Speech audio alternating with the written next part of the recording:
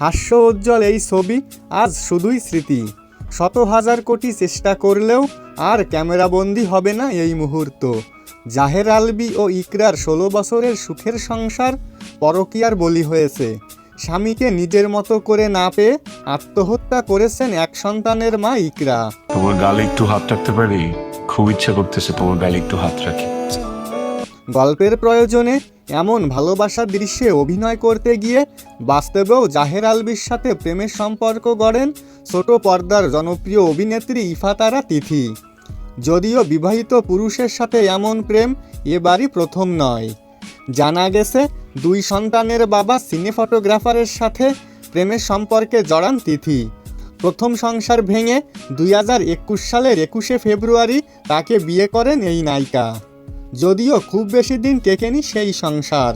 2023 সালে নাটকে অভিনয় করতে গিয়ে জাহের আলভীর সাথে পরিচয় হয় তিথির।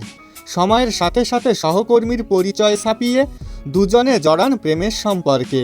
সেই গল্প বিনোদন অঙ্গন তো বটেই, জানতেন তার পরিবার।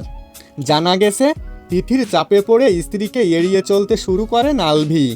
নাটকের অভিনয় ও তিথির জন্মদিন পালন করতে যখন দুজন পাড়ি জমান নেপালে, তখন তা সহ্য করতে না পেরে আত্মহত্যার পথ বেছে নেন ইকরা।